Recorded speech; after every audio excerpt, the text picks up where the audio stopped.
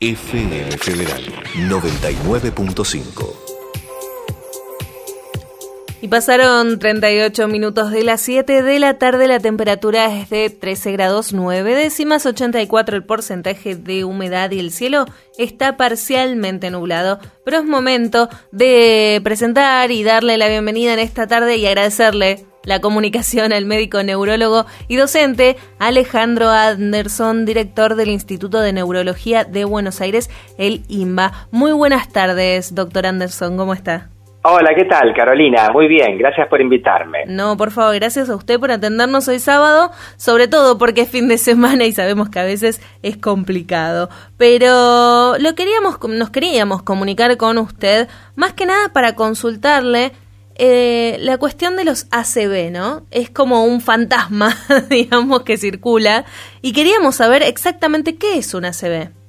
Bueno, mira, en realidad, está bien tenerle cierto miedo o querer tomar una prevención o preocuparse por el tema, porque el ACV es básicamente la enfermedad vascular cerebral.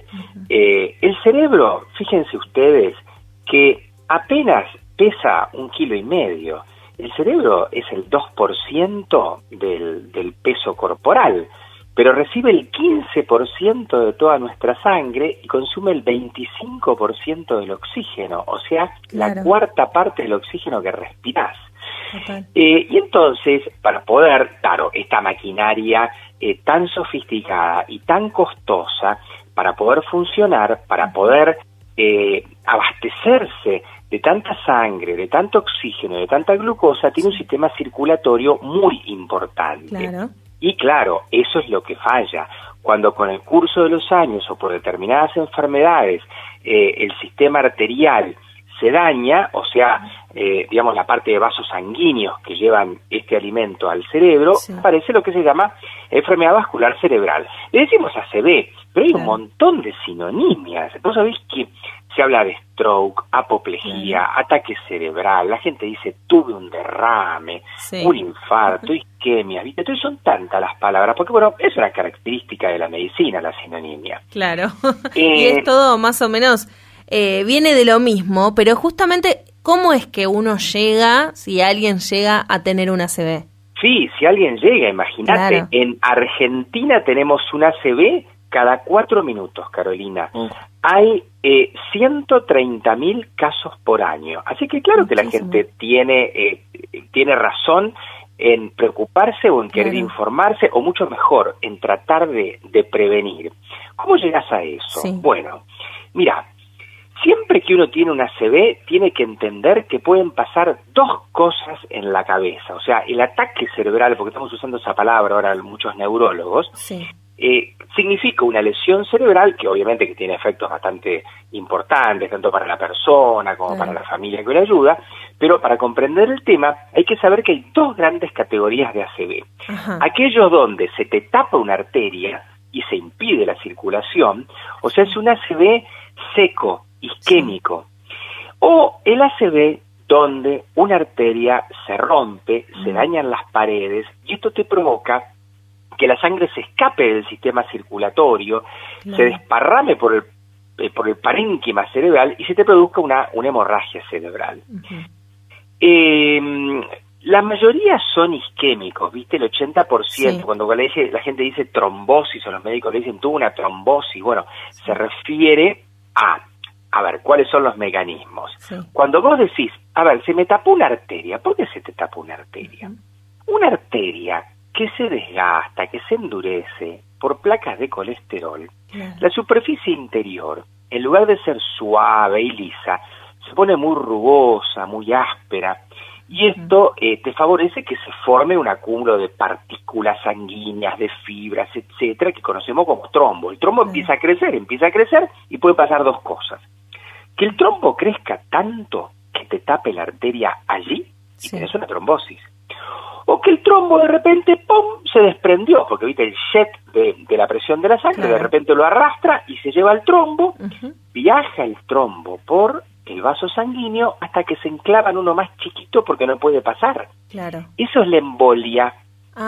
Entonces, la trombosis y la embolia son los dos tipos de accidentes cerebrovasculares isquémicos. Claro. Y porque el 80... nosotros... Perdón, usted justamente cuando decía el tema de taparse las arterias, uno lo asocia automáticamente con lo otro que decía, que es el colesterol, y por lo general no sé por qué, pero va todo en asociación con el corazón. Claro, porque mira, el corazón, obviamente, y nuestros amigos, los colegas cardiólogos, le han enseñado muchísimo a la gente, fueron los primeros realmente en hacer docencia, sobre el problema de las arterias que se desgastan con el curso de los años. Claro, ellos hablan de las arterias coronarias, y ellos hablan del infarto al miocardio, nosotros hablamos del infarto al cerebro. Pero está muy bien, ¿por qué? Los factores de riesgo más importantes que te gastan una arteria y que hacen que se te infiltre el colesterol y se pongan duras son, bueno, la edad avanzada, por supuesto que es un factor de que no escapamos, pero la hipertensión arterial. Si vos, tu vida, Carolina, la movés con una presión arterial de 80, 120, o sea, con presión arterial normal, es una situación. Pero si vos tenés 150, 160, 90, obviamente que la cañería se va a gastar antes de tiempo, porque vos le estás forzando a funcionar con una presión más alta, dura menos. Entonces la hipertensión arterial es un factor de riesgo. Ni hablemos del tabaquismo. El tabaquismo, como tiene toda una serie de sustancias tóxicas, como tiene también el monóxido de carbono, etcétera, etcétera, tiene que ver con, se vincularía, mira, a la mitad de los pacientes que tienen un ACV entre los 35 y los 65 años. Mira. El cigarrillo da aterosclerosis. Uno dice, el cigarrillo, los problemas respiratorios, el cáncer de pulmón, etcétera. Sí, todo eso es cierto, claro. Pero ojo, el cigarrillo da aterosclerosis. Y obviamente que es un factor de riesgo para el ACV. Después, la diabetes mal manejada, el alcoholismo, claro, el colesterol elevado se cae maduro, ¿no es cierto? Si tienes el colesterol más alto, por eso hoy en día es muy importante medicar el colesterol, porque tenemos medicamentos muy poderosos para poder controlarlo. O sea, los factores de riesgo vascular, ese es el nombre, los factores de riesgo que hacen que sus vasos sanguíneos se gasten antes de tiempo, son todos estos que hemos ido nombrando, más otros más, y si uno los controla, tiene la posibilidad de que tus arterias duren el tiempo para el cual fueron programadas. Totalmente, y esto terminamos cayendo en esta cuestión de cuidarnos y la prevención.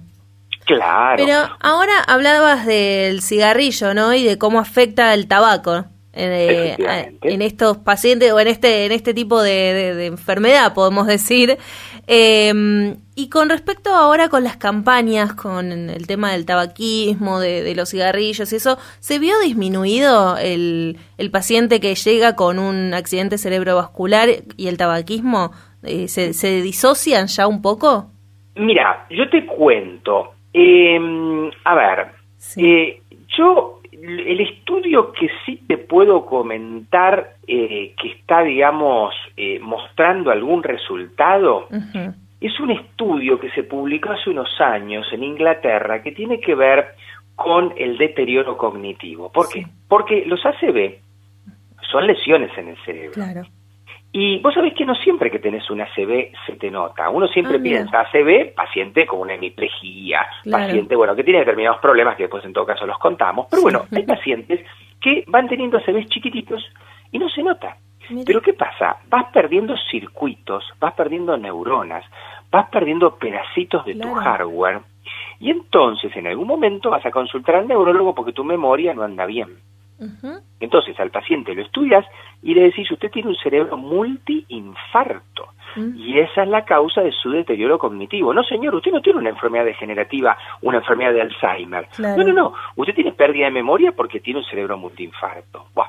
¿A qué viene este cuento? A que gracias a que se está controlando mucho mejor, no tanto el tema del tabaquismo, lo que ha mejorado mucho es el control de la presión arterial y el control del colesterol. Se mezcla todo, ¿viste? Vos en la población la mejorás en algún aspecto gracias a esto que te contaba, la controlas la hipertensión arterial, controlas el colesterol, y bueno, lo del tabaquismo es un poco más reciente. Pero ¿qué pasa?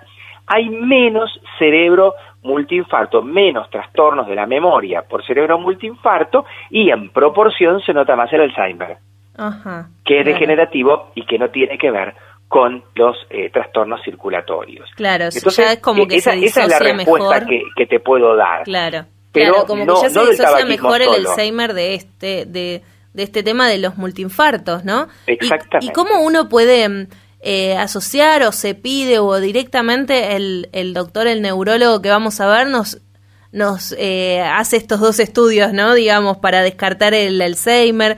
¿Cómo es que se llega a saber que uno tiene un cerebro multiinfarto?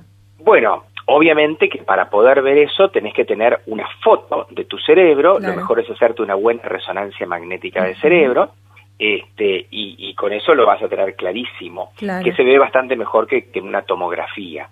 En general, cuando los pacientes consultan, nosotros acá en el INBA, en el Instituto de Neurología de Buenos Aires, lo que hacemos es pedirles una resonancia magnética del cerebro con algo que se hace en el momento también, que se llama angioresonancia. Entonces ves los vasos sanguíneos, claro, y ves el parénquima cerebral, o sea, esa sustancia gris, sustancia blanca, los ventrículos, ves, obviamente que se podría ver un tumor perfectamente, se podría ver una hidrocefalia, se pueden ver un montón de cosas, pero también se pueden ver los infartos cerebrales. Claro. Y entonces, claro, esto es una herramienta importantísima para poder evaluar un deterioro cognitivo y encontrarle la causa. Los deterioros cognitivos además los tenés que medir. Vos al paciente le pedís una batería de test que se llaman evaluación neurocognitiva, y vos ahí vas a ver cómo tiene la memoria de corto plazo, de largo plazo, visual, verbal, de trabajo, etcétera. Vas a tener como una radiografía de cómo funciona la computadora de ese paciente. Y entonces vas a ver si está dentro de la normalidad para su edad o no. Claro. Entonces, si tiene un trastorno cognitivo, coincide con la queja que te trae el paciente, o coincide con la queja que te trae la familia, porque a veces el paciente no es muy consciente. Si además tenés la resonancia que te muestra eso, bueno, evidentemente que todo coincide y te cierra. Y vas a tener que encontrar el factor de riesgo que le está dañando la parte vascular cerebral, y vas a tener que corregírselo. Pero cuando vos ves un cerebro multiinfarto, ya con darle al paciente, hablo en general, ¿no? A lo mejor hay casos donde no puedes hacerlo porque hay contraindicaciones, pero, digamos, vos al paciente si le das una pequeña cantidad de aspirina y algún producto de los que bajan el colesterol, no sabes cuánto lo protegés y cuánto disminuís la chance de que vuelva a tener otro pequeño infarto. Mira. O sea que hoy en día tenemos muchas herramientas terapéuticas para poder controlar estos cuadros. Totalmente, pero una vez que se descubre este tema de los multiinfartos, aparte de tratarlo, ¿no?, para evitar otro, ¿hay alguna manera de recuperar o de tratar eso que se perdió? Si son muy recientes tenés algún tratamiento, pero en general asumimos que lo que está ya es como una cicatriz, ¿viste? Claro. O sea, vos tenés un infarto, se te muere un grupo de neuronas y sus circuitos. Ese lugar lo ocupa un tejido cicatrizal que en el cerebro se llama gliosis, tejido gliótico. Lo que vos podés hacer en todo caso es dar determinados estimulantes de la memoria, por ejemplo, y hacer que el paciente funcione mejor. Hay circuitos de la memoria que funcionan con acetilcolina, otros funcionan con glutamato, y vos tenés sustancias, remedios, fármacos que te estimulan eso. Además, por supuesto, que tenés que protegerlo, sacando los factores de riesgo y en general dándole lo que te contaba, un poco de aspirina y alguna estatina para bajar el colesterol, etcétera. Totalmente. Ahora, también es muy importante entender que, y como que uno tiene, viste, varios niveles de prevención. Claro. Hay una prevención que podemos llamar de primaria, que es la persona sana. Viste, la persona sana, vos tenés que enseñarle cuáles son los factores de riesgo que fueron los que recién conversamos, ¿no es cierto? Hablamos del tabaquismo, hipertensión, diabetes, sedentarismo, etcétera. Hay que hacerse una buena rutina de laboratorio, hay que cuidarse, hay que tener el cuerpo sano para que la mente esté sana. Totalmente. Entonces, si uno hace una prevención primaria, todo bien. Ahora, a veces uno está muy encima del asunto. Imagínate que vos tenés una súbita debilidad o entumecimiento del brazo, de la pierna, de la cara, o un trastorno visual, dejaste de ver con un ojo. Sí. O estabas conversando con alguien y de golpe no te salen las palabras, o parece que hablaras en otro idioma, o viste, haces una ensalada, una jergafasia, o te empieza a doler la cabeza como nunca, o tenés un trastorno de equilibrio. Todas estas cosas súbitas que duran minutos en general se llaman accidentes isquémicos transitorios, y son una señal de alarma de que te está fallando la circulación cerebral. Ya acá, porque esto revierte, ¿viste? Claro. Ya acá estamos un poco más encima del asunto y hablamos de una prevención secundaria.